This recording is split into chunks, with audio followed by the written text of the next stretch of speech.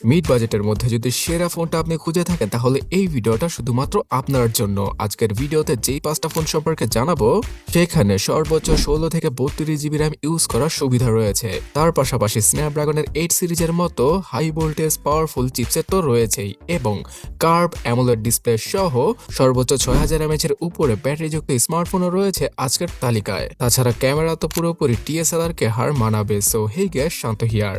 আজকের তালিকার 5 নম্বরে যে ফোনটা রয়েছে সেটা শুধুমাত্র 30,000 টাকা দিয়ে আপনারা ইজিলি চোখ বন্ধ করে কিনতে পারবেন, এবং উক্ত বাজেটে সবচেয়ে হাই ভোল্টেজ পারফরমেন্স পাওয়া যাবে এখানে। গাইস, আমি বলছিলাম পোকো X6 Pro সম্পর্কে।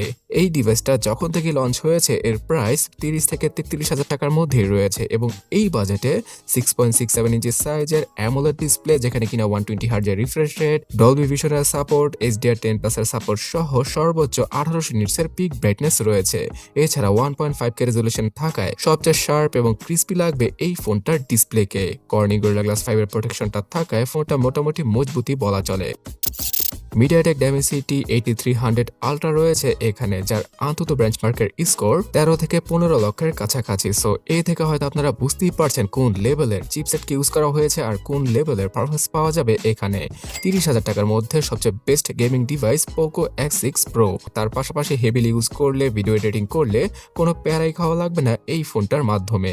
8GB 12GB এই দুইটা র্যাম ভ্যারিয়েন্টের সাথে আসা এই ফোনটাতে সর্বোচ্চ 12GB র্যামকে যুক্ত করে মনে মনে 24GB র্যাম ইউজ করা পসিবল। আর এই ভার্চুয়াল র্যামটা হালকা কিছুটা হলেও কাজে আসবে, বিকজ UFS 4.0 ক্যাটাগরির খুব দ্রুত গতির ইন্টারনাল মেমোরিকে ইউজ করেছে পোকো। 64 মেগাপিক্সেলের ট্রিপল ক্যামেরা সেটআপ রয়েছে ফোনটার পেছনে। সামনে পাওয়া যাবে 16 মেগাপিক্সেলের সেলফি। পেছনে 4K ভিডিও রেকর্ডিং এর অপশন, স্লো মোশনের অপশন সহ OIS এর মাধ্যমে স্টেবল ভিডিওগুলো শুট করা পসিবল হবে। 5000 mAh এর ব্যাটারির সাথে আসা এই পোকো X6 Pro তে রয়েছে 67 ওয়াটের charging speed, under display fingerprint scanner, gyro সহ সব ধরনের প্রয়োজনীয় সেন্সর, পেমেন্ট করার জন্য NFC আর আয়ার ব্লাস্টার পোর্টটাও রয়েছে টিভি, এসি এগুলোকে চালানোর জন্য। তবে আপনি যদি কার্ভ ডিসপ্লের স্মার্টফোন খুঁজে থাকেন এই বাজেটে তাহলে আরেকটু ওয়েট করুন, বিকজ আজকের তালিকার প্রথম সারির ফোনগুলো কার্ভ ডিসপ্লের সাথেই আসে। অলরাইট গাইস, এখন 4 নম্বরে যে ফোনটাকে রেখেছি সেটার সফটওয়্যার এক্সপিরিয়েন্স সবচেয়ে ভালো, এবং এই সফটওয়্যার এক্সপিরিয়েন্সের জন্যই অনেকে পাগলের মতো এই ফোনটা কিনে থাকেন। তার পাশাপাশি একদম বেজেললেস ডিসপ্লে, স্ন্যাপড্রাগনের চিপসেট সহ মোটামুটি লেভেলের ক্যামেরা রয়েছে এখানে। গাইস, আমি বলছিলাম OnePlus Nord CE4 এর কথা। এই ডিভাইসটা 6.7 ইঞ্চি সাইজের একটি ফ্লুয়েড অ্যামোলেড ডিসপ্লের সাথে আসে, মানে 120 হার্জের রিফ্রেশ রেট, HDR10+ এর সাপোর্ট এবং 1100 নিটসের পিক ব্রাইটনেস পাওয়া যাবে এখানে। রয়েছে আন্ডার ডিসপ্লে ফিঙ্গারপ্রিন্ট স্ক্যানার আর ফুল HD+ রেজলিউশন। তাছাড়া OnePlus এর নর্ড সিরিজের ফোনগুলোতে গ্রিন লাইনে দেখা খুব কমই পাওয়া যায়, তো আপনারা সেই কারণে এই ফোনটা নিতে পারেন। কোয়ালকম স্ন্যাপড্রাগন 7 Gen 3 সাথে আসা এই ফোনটি Adreno 720 GPUর মাধ্যমে মোটামুটি লেভেলের গেমিং পারফরমেন্স দিতে পারবে। মানে PUBG গেমটা 60 থেকে 90 FPS সাপোর্ট করলেও 60 FPS এ আপনারা তুৎকাল লেভেলের পারফরমেন্স পেয়ে যাবেন। ফ্রি ফায়ার গেমটাও ভালোভাবে চলবে, আর জেমশেম ইম্প্যাক্টের মতো গেমগুলো আপনারা খেলতে পারবেন। তবে আরো হাই গ্রাফিক্সের গেম খেলতে হলে এই ডিভাইসটি নয়, সেটার জন্য একটু ওয়েট করুন, বিকজ আজকের তালিকার সর্বশেষ ফোনটা সবচেয়ে পাওয়ারফুল চিপসেটের সাথেই আসে। তো OnePlus Nord CE4 এই ফোনটার 8GB র্যামের সাথে 128GB এবং 256GB ইন্টারনাল মেমোরিকে ইউজ করেছে OnePlus, আর এই ইন্টারনাল মেমোরির স্পিড UFS 3.1 ক্যাটাগরির। 50 মেগাপিক্সেলের ডুয়াল ক্যামেরা সেটআপ পাওয়া যাবে ফোনটার পেছনে। এখানে OIS এর সাপোর্ট থাকায় স্টেবল ভিডিওগুলো শুট করা আর 4K ভিডিও রেকর্ডিং এর অপশনও রয়েছে ফোনটির মধ্যে। পাওয়া যাবে 16 মেগাপিক্সেলের ফ্রন্ট ফেসিং ক্যামেরা। এখানে 5500 mAh এর হিউজ ব্যাটারি রয়েছে, আর এটাকে চার্জ করার জন্য 100 ওয়াটের চার্জিং স্পিডকে দিয়ে দিয়েছে OnePlus। তাই শুধুমাত্র আধা ঘন্টা সময় লাগবে এই ডিভাইসটাকে ফুললি চার্জ করতে। তো Nord CE4 5G স্মার্টফোনটার 828GB ভেরিয়েন্টটা বর্তমানে 33,000 টাকা, আর 256GB ভেরিয়েন্টটা 35,000 টাকা দিয়ে আপনারা ইজিলি কিনতে পারবেন আনঅফিশিয়াল ভাবে। অলরাইট, এখন যে ফোনটা সম্পর্কে জানাবো সেটা বাজেটের মধ্যে কার্ভ ডিসপ্লে নিয়ে আসে, আর মারাত্মক লেভেলের কার্ভ ডিসপ্লের পাশাপাশি আরো অস্থির লেভেলের ফিচার রয়েছে এখানে, যেমন 6000 mAh এর উপরে ব্যাটারি পাওয়া যাবে এই ফোনটার মধ্যে। সো এটা সম্পর্কে জানার আগে অবশ্যই লাইক এবং সাবস্ক্রাইব করে দিবেন যদি আপনি এখনো অবধি না করে থাকেন, কারণ এরকম ভিডিওগুলো রেগুলার এই চ্যানেলে আপলোড করা হয়। ওকে, আমি বলছিলাম Redmi Note 14 Pro Plus ফোনটি সম্পর্কে। এই ফোনটার 12 জিবির ভেরিয়েন্ট বর্তমানে 34,000 টাকা দিয়ে বাংলাদেশে আনঅফিশিয়াল ভাবে পাওয়া যায়, যেটা কিনা অবিশ্বাস্য। বিকজ Redmi Note সিরিজের এই Pro Plus ভেরিয়েন্ট আসলে সবসময় 40,000 টাকার উপরে দাম থাকে। সো এই 34,000 টাকা দিয়ে আপনারা পেয়ে যাচ্ছেন 6.67 ইঞ্চি সাইজের একটি কার্ভ 120 হার্জের AMOLED display, HDR10 plus support, Dolby ভিশনের সাপোর্ট সহ 3000 নিটসের পিক ব্রাইটনেস রয়েছে এখানে। পাওয়া যাবে কর্নিং গরিলা গ্লাস ভিক্টাস 2 এর প্রোটেকশন, যেটা কিনা উক্ত বাজেটে আর কোনো ব্র্যান্ডই অফার করতে পারছে না। 1.5K রেজোলিউশনের সাথে আসা এই ডিসপ্লেটি বাজেটের মধ্যে ওয়ান অফ দ্য বেস্ট। আর IP69K এর আইপি রেটিংটা থাকায় 2 মিটার পানির নিচে 24 ঘন্টা পর্যন্ত চুবিয়ে রাখা যাবে এই ডিভাইসটিকে। থাকছে স্ন্যাপড্রাগন 7S Gen 3 এর মতো চিপসেট, যেখানে কিনা Adreno 710 এই জিপিউটা পাওয়া যাবে। আর এই কারণে মোটামুটি লেভেলের গেমিং মানে ক্যাজুয়াল গেমিং এই ডিভাইসটার মাধ্যমে উক্ত বাজেটে করা পসিবল।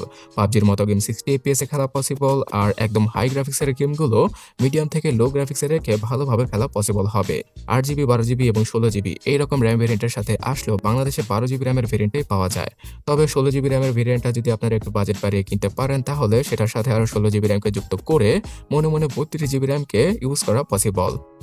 এখানে 50 মেগাপিক্সেলের মেইন ওয়াইস যুক্ত ক্যামেরার পাশাপাশি একটি 50 মেগাপিক্সেলের টেলিফোটো জুম লেন্সকে, যেটা কিনা 1.5x এর জুম করতে পারে, সেটাকে ইউজ করা হয়েছে, যার কারণে কিনা মোটামুটি লেভেলের DSLR কোয়ালিটির পোর্ট্রেট ছবিগুলো তুলতে পারা পসিবল হবে। আর জুমটা 60 থেকে 100x পর্যন্ত করা পসিবল। 8 মেগাপিক্সেলের আলট্রা ওয়াইড এবং 20 মেগাপিক্সেলের সেলফি ক্যামেরা রয়েছে ফোনটার মধ্যে। পাওয়া যাবে 4K ভিডিও রেকর্ডিং এর অপশন, আর ফ্রন্ট ক্যামেরা দ্বারাও 60 FPS এ ভিডিও করা পসিবল হবে। পাওয়া যাবে সিলিকন কার্বন টেকনোলজির 6200 mAh এর ব্যাটারি আর 90 ওয়াটের PD চার্জিং স্পিড। সো 2 দিনের মতো ব্যাটারি ব্যাকআপ, তার পাশাপাশি 1 ঘন্টার মধ্যে ফুললি চার্জ করার জন্য এই ডিভাইসটা পারফেক্ট। সো গাইস, যাদের কিনা চাইনিজ রুমে অ্যালার্জি নেই, তারাই Redmi Note 14 Pro Plus এর 12256GB ভেরিয়েন্টটা 34,000 টাকা দিয়ে কিনতে পারেন। তবে উক্ত বাজেটে গ্লোবাল ভেরিয়েন্টের স্মার্টফোন কিনতে হলে Redmi Note 13 Pro Plus কে কিনতে হবে। তবে এই 33 থেকে 34,000 টাকার মধ্যে যদি আপনি এটা থেকে একটা বেটার স্মার্টফোন চান, মানে ভালো পারফরমেন্স যুক্ত স্মার্টফোন চান, তাহলে আজকের তালিকার 2 নাম্বার ফোনটা শুধুমাত্র আপনার জন্য। যেখানে কিনা হিউজ আকৃতির কার্ভ ডিসপ্লে রয়েছে, স্ন্যাপড্রাগনের চিপসেট পাওয়া যাবে, আর মোটামুটি লেভেলের ব্যাটারি ব্যাকআপও প্রোভাইড করছে এই ফোনটি। গাইস, আমি বলছিলাম iQOO Z9s Pro অথবা vivo T3 Pro সম্পর্কে। এই দুইটা ডিভাইস পুরোপুরি কপি পেস্ট করা স্মার্টফোন, সো আপনি যে কোনো একটাকে নিতে পারেন। iQOO Z9s Pro এই ফোনটার মধ্যে রয়েছে 6.77 ইঞ্চি সাইজের একটি ফুল এইচডি প্লাস রেজোলিউশনের কার্ভ AMOLED ডিসপ্লে, যেটা কিনা 120 হার্জের রিফ্রেশ রেট, তার সাথে 4500 নিটসের পিক ব্রাইটনেস প্রোভাইড করে। এখানে প্রোটেকশন হিসেবে তেমন ভালো কোনো গ্লাস ইউজ করা হয়নি, আর রেজোলিউশনটাও কিছুটা কম। তবে ভিভোর কালার ক্যালিব্রেশন অনেকটাই স্যামসাং এর AMOLED এর মতো, তাই এই ডিসপ্লের স্মার্টফোন আপনাদের পছন্দ হবেই। থাকছে স্ন্যাপড্রাগন 7 Gen 3 এর মতো একটা চিপসেট, যেটা কিনা Redmi Note 14 Pro Plus থেকে অনেক ভালো, এবং এখানে Adreno 720 জিপিউটা থাকায় বাজেটের মধ্যে সবচেয়ে ভালো গেমিং পারফরমেন্স পাওয়া যাবে। আর ভিডিও এডিটিং সহ রেগুলার লাইফে হ্যাং এবং ল্যাগ ছাড়া ইউজ করার জন্য এই ফোনটা পারফেক্ট। 8GB আর 12GB র্যামের সাথে আসা এই iQOO Z9s Pro স্মার্টফোনটাতে শুধুমাত্র UFS 2.2 ক্যাটাগরির 256GB এবং 128GB ইন্টারনাল মেমোরি রয়েছে, যেটা কিনা আমার কাছে একদমই পছন্দ হয়নি। আর এখানেও 12GB র্যামের সাথে 12GB র্যামকে যুক্ত করে মনে মনে 24GB র্যাম ইউজ করা পসিবল। 50 মেগাপিক্সেলের ডুয়াল ক্যামেরা সেটআপ থাকছে ফোনটার পেছনে। সামনে পাওয়া যাবে 16 মেগাপিক্সেলের selfie, dual story speaker, under display fingerprint scanner, যারা সহ সব ধরনের প্রয়োজনীয় সেন্সরই দিয়ে দিয়েছে iQOO। পাওয়া যাবে 5500 mAh এর ব্যাটারি আর 80 ওয়াটের চার্জিং স্পিড।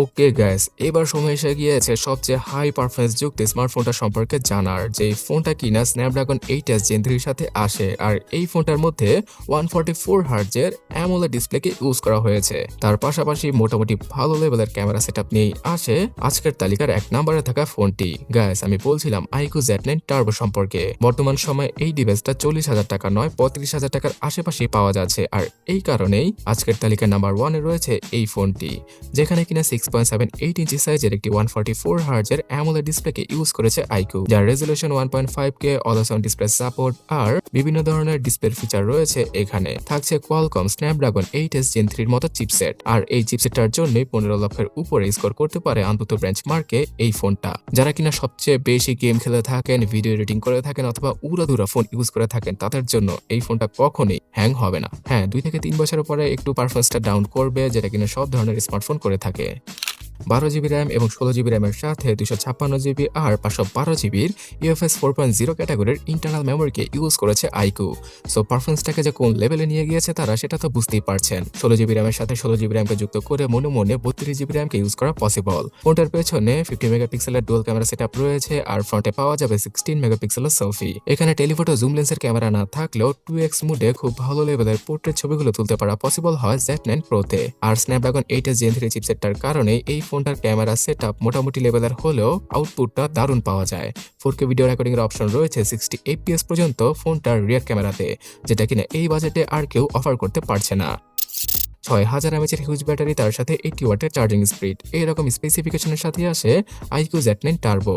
ফোনটার ভেতরে under display fingerprint scanner, gyro compass সব ধরনের সেন্সর সহ পেমেন্ট করার জন্য NFC সেন্সর, তার সাথে ব্লুটুথ ওয়াইফাই এর মোটামুটি লেটেস্ট ভার্সনকেই ইউজ করা হয়েছে। থাকছে ডুয়াল স্টোরেজ স্পিকারের সাপোর্ট। তবে সফটওয়্যারের ক্ষেত্রে কিছুটা প্যারা খেতে হবে, কারণ নোটিফিকেশনটা একটু লেট করে আসে যেহেতু এটা একটা চাইনিজ ভেরিয়েন্টের স্মার্টফোন। বাট আদারওয়াইজ আপনারা গুগলকে সাইড লোড করে আরামসে ইউজ করতে পারবেন iqoo Z9 Turboতে। সো বর্তমানে iqoo Z9 Turboর 12/256GB ভেরিয়েন্টটা 34, 35 অথবা 36,000 টাকায় পাওয়া যাচ্ছে, মানে এর প্রাইসিংটা সব সময় আপ ডাউন করে। তো এতগুলো ফোন থেকে আপনার পছন্দের কোনটি সেটা অবশ্যই কমেন্ট করে জানাতে ভুলবেন না।